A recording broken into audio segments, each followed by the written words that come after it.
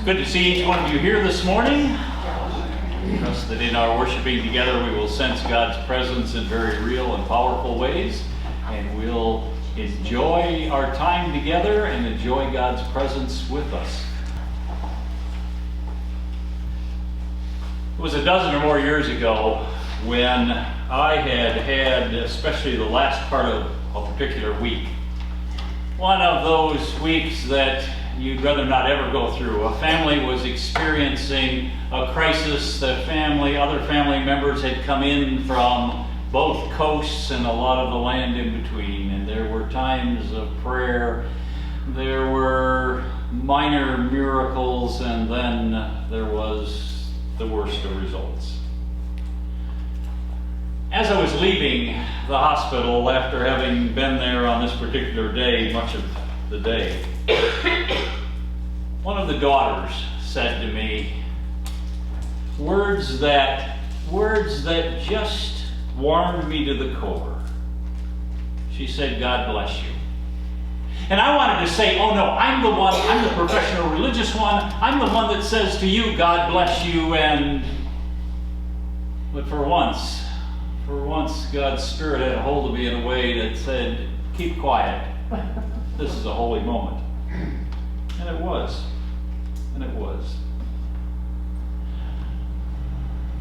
15 years ago, maybe 12 years ago, I did a very magnanimous thing. Well, in my eyes. I bought my wife a convertible. Whoa. Yeah, wow. Well, there was something to it. First of all, the car that she was driving was old and dilapidated. Second of all, I wanted a convertible. And I thought it would be better to have it as her car than all of the problems that would come if I traded in my truck and kept it for myself. I'm not sure that was a magnanimous thing to do, but it was real. I was driving by a Chrysler dealership in Fenton. They had a sign out. It wasn't from God, but it was a sign that said, "Convertibles for sale. Big deals." I stopped in. I talked to a salesman, and he said, "Aren't you the pastor at Court Street?" And I said, "Yeah." He says, "Well, I go to your church." Well, he may have been there sometime, but I didn't remember him. But I didn't let that get in the way of buying the car. A couple hours later, I texted Susan and said, "You need to stop by such and such a dealership and pick up your car." That was one of the better things I've done. But there were some issues around that. One is, I just loved that convertible on beautiful spring, summer evenings. To drive it and to soak in all of God's great creation. You also get a better understanding of skunks and deer that have been hit and all of that kind of thing. But there is something very powerful about it. I remember particularly one evening when the temperature was about 80 and I had someplace I had to go. I don't remember where it was. I was on a 2-lane road that had a signal light there. I pulled up to it and I enjoyed all of the fresh air and God's presence and everything else. Apparently I sat there a little too long. The person behind me did not have the same spiritual experience I was having. As he laid on his horn and I pulled ahead, he drove by and he did not ask God's blessings on it. But God was involved in a way that was the opposite of blessings.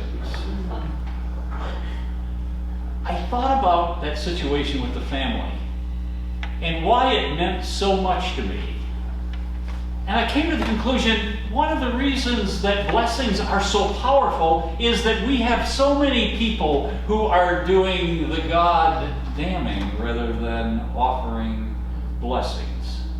And when someone invokes God as a blessing on us, it touches us very, very deeply. We live in a society where there is too much of the other side. The scorns that we received when we were in middle school because we weren't in the in group. the disdain that some employees or employers have had for us, the problems with neighbors, the problems with all of those things. And it's very easy to see that the whole world is angry. I am convinced that that unexpected blessing had a powerful impact on me, not just that day, but the days to come. A second thought that comes to mind as I was working on this sermon was First United Methodist Church in Northville. The first year I was appointed there, I was told about their relationship with Cass Avenue, the inner city ministry, and that they, along with 20-some other churches, would take a week in the winter when 40 homeless people would be bussed out to our suburban churches, and we would provide them a place to sleep, we'd provide them with showers, we'd provide them with food, we would have people there that were good at writing resumes to help people understand the next step in work. And as the pastor, I would do a pastoral service at one or two of the times. The first year, I was overwhelmed to see how something like this worked. There were about 100 volunteers, and there were people doing all the food and all of the things that went with it, and it was quite an operation. The second year, I had a sense that I was missing the boat in the chapel service that I would do. And I was thinking about that blessing that I had received. And I said, the people, these 40 people, they don't have hardly anyone ever blessing them. They have people ignoring them, they have people blaming them, and all of the things that go with that. So I built a service around blessings, where people in the church who were helping were talked about how they had been blessed, and where those 40 people who lived on the streets, they would come into our place on a bus about 5:30, and then they would leave the next morning about 7:30, and we would serve 2 meals and other things, but they were on their own during that time. And the one thing they were missing was any sense of sacred worth and a blessing. And I saw people in the church turning to these homeless people and saying, you know, I have been enriched by God's blessing by knowing you, by seeing your perseverance, by seeing how you have survived in this time. And they went on and on with those stories. The church, when it is at its best, is a place that is in the blessing business. Oh, we do that in baptisms and communion. But if we take blessing as an understanding of a time when we come together with God and with someone else, and we're asking for God's involvement in our lives and in the lives of others. At the end of the service, we do a benediction or a blessing. And it's really a preparation for going into the world and living in the world and needing God's participation with us. Aren't many of our prayers of blessing? In the hospital, a prayer for healing is a prayer that God will touch someone. A prayer for grace is understanding that God is working in ways that we may not have totally figured out. Our United Methodist Book of Worship has blessings for all sorts of days. Blessings for birthdays, blessings for a new school year, blessing for graduates, blessings for people moving into a new house, blessing of animals. Have you ever done that here? That's quite an experience. I did a blessing of the animals, and I realized that you can bless animals that don't want to be blessed. And that some dogs don't like other dogs, and some cats definitely don't like dogs, and there are more stories there. The blessings. The blessings for people that are retiring. Perhaps I didn't get an appropriate blessing the first time I came out of active service and retired, and it's led to my not being fully retired for 10 years, but we'll talk about that some other time. A Jewish website offers 36 well-crafted blessings. Blessings on hearing bad news, At first I thought, what is that? But that makes sense. That makes sense. When do we need God's presence? Well, all of the time, but especially when there's bad news. A blessing on seeing the ocean. Wow. I have seen the oceans, but I lived by the closest thing to an ocean that isn't an ocean is Lake Superior. And there was a sense of gratitude and grace as you get up in the morning and look across the harbor to that. When do we offer blessings? The rector of St. Clement's Episcopal Church in New York was criticized by his governing committee for blessing an acting group. And the rector responds, if we can give a blessing for a fox hunt, we can surely give a blessing for human beings who are doing something creative. I think he had a hold of it. I think he had a hold of some real truth there. When I was at Court Street in Flint, we had a security system. And the rules to the security system are when the alarm went off, it would ring in the police office, and then they would call the name of the person who was to respond at that time. They would not enter the church unless there was someone there with a key, even though they had a key. And I guess I understand that. I was third on the list. We had our custodian who was to respond first, and then second was an assistant custodian, he was to respond. But it seemed like every time the alarm went off at 3 o'clock in the morning, they were unavailable. I got up, half awake, drove the mile and a half down to the church. The police would show up a little bit after that, and then I would open the door, they would go in. There would be 5, 6, 7 officers, sometimes with a dog, and they would search out the building. What had happened a number of times until we got it fixed was there was one of the doors, which was a big heavy door, but if you would shake it and then lift it just a little bit, it would pop open. And then the alarm would go off, and most of the time, all of the time except one, the persons would leave because they didn't like the sound of the alarm and all that went with it. After about 45 minutes of searching that church that has crooks and crannies all over the place, and they'd searched everything, and they came out and were getting ready to leave, talking to a couple officers, and I see off to my left a young officer, probably in his early 20s, looking at me, and when the other two left, he came over and he said, "Father, will you bless me?" Now my first response was going to be, that's your Catholic, talk to your priest. But again, I kept quiet, and perhaps God had a hold of me, and I said, as United Methodists, we don't do it quite the same way as you Catholics do, but I think we're doing the same type of thing. And I reached out and put my hand on his shoulder and had a brief prayer of blessing and asking for protection as he continued in his work. I never had another contact with him, but I had some sense that God was involved in that. Father, will you bless me? We need to be blessed, for blessing is that connection between God and us and someone else. Blessings can come in many, many different forms. I would like to take us back to the biblical lesson and look at those two blessings. The blessings that preceded the feeding of the 5,000 and the blessing of David by Samuel, found in the book of Samuel, and both of them read today. Samuel was the voice of God in Israel, a little bit like the Billy Graham of not too long ago. Saul was the first king of Israel, and he had been blessed by Samuel years before. But Samuel had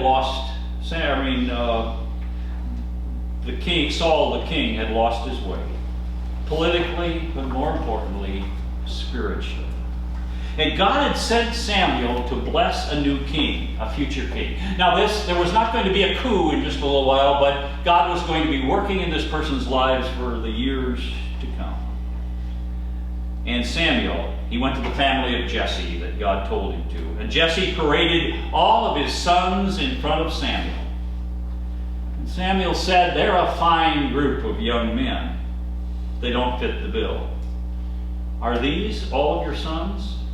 Oh, there's one more. There's one more, the youngest. But, you know, the youngest in those days had no power, political or spiritual. It went to the elder sons. And Samuel said, I need to see him. I need to see him. And we are not going to sit down until I see him. We're not going to finish this religious exercise until I see him. And when they went and found David, who had been was taking care of the sheep, he came back, and Samuel said, you are the one. And he anointed him and prayed over him. And there was a power in that blessing. It didn't mean he didn't have problems in the years to come. Read the rest of the history of David. But he became a king who, it is recorded, God said he had the heart like unto God's. What a power of blessing. The second blessing, the blessing of the 5,000, and we could say the 15 or 20,000, because the 5,000 was only the men, and I'm sure a lot of women and kids came along. It was time to eat. There was no caterer. There was no McDonald's nearby. Send them to town, said the disciples. Poor planning, said some others. All the food that they had was 5 loaves and 2 fish, a boy's lunch. The 2 fish were probably 6 inches or so and smoked, and the bread with 2 muffin-type things. And Jesus says, he doesn't say, go look harder for more food. He says, that'll do. And he blessed it. And he said to the disciples, divide the people in groups of 50, and we will feed them that way.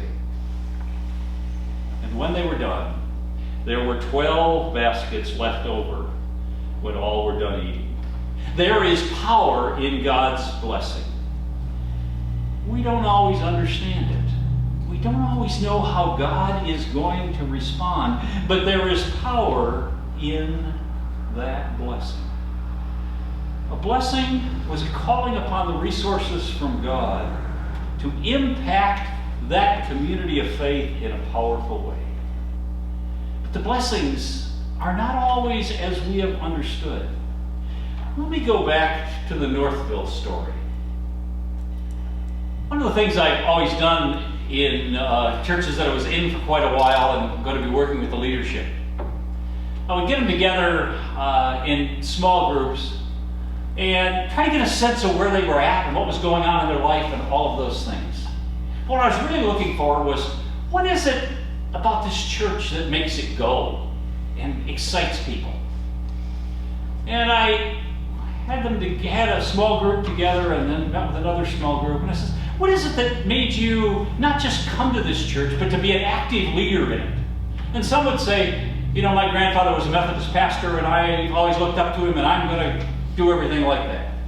And others had some other things, but what I kept hearing was, I got involved in that, what do we call it? That homeless thing where people come in. And the first year, all I did was be a night monitor in one of the halls. And I met somebody else from the church and we became good friends. And another said, I got involved, and as I got involved, I realized that God was working through some of this and it had an impact on me. And I began to take my faith much more seriously. And the stories like that grew and grew and grew. An exercise that was meant to be one of blessing others was blessing them. Let me tell you the story of one of those people. Kim was a gifted lawyer, a partner in a law firm by the time she was 35, one of the lead lawyers on the bankruptcy of GM. A very brilliant and bright person, but a person whose faith had been encouraged and enlivened because of this experience with the Cass group and the people that were homeless. Little did I expect that the blessings that would be offered to those homeless people would have such an impact on the people in the church. As they realized God was working in other people's lives who didn't look like them or act like them, and that God was involved in that. 2 or 3 years later, 3 years later, 4 years later, Kim came to me and said, I'm making a career change. And I said, and she said, the bankruptcy's over at GM, and I need to move on. I want to retire in 3 or 4 years, but I'm going to do something else. My husband's doing very well. Things are very good. I'm open to anything. And she said, what do you know about Cass Methodist program? And I knew the director and some other things. To make a long story short, Kim went from being a corporate lawyer to being head of operations for that program that worked with people all of the time. And she would call me and say, you won't believe what happened. And I'd say, well, this was a year or two after I retired. She said, in one of the shelters, I happened to be there working on something, and I saw the people kicking him out of the shelter because he had broken some minor violation or something. And she said, I sat down with the people and we worked out an agreement where he would stay the night. And then as I was getting ready to leave, he grabbed his chest and he fell to the floor. We called the security guard. Make a long story short, because he was still in the building, he was able to get medical care in the hospital and recovered from that heart attack. And she said, you can't believe what it does to me to be a part of God's working in some of these ways. God's blessing is not just on those who need to be blessed, but God's blessing also overflows on us. Where does that leave us today, on Father's Day? Many of us have been blessed by our fathers and grandfathers. Let us hold on to those blessings. They are so important. Let us share them one with another and one with each other. We have lives. We have asked God's blessing in so many ways in our lives. Are we ready to be part of the feeding of the 5,000? Are we ready to be part of the disciples who passed out the food but were secretly wondering if they should take an extra piece and put it in their robe because there's not going to be enough for everyone, and yet God worked through that in miraculous ways? Are we ready to be used by God? Are we ready to allow the greatness of God to have an impact on us? Are we ready to allow God to use the person who we think has less skills, but God says, here's another David who can be the king of the nation. Here's another leader who can make an impact. Where does that leave us on this Father's Day? Let me suggest that we recount in our mind the times that we have been blessed by our fathers, and by the ways that fathers have encouraged us physically but also spiritually. And are we ready to truly be a people who we are conduits for God's blessing?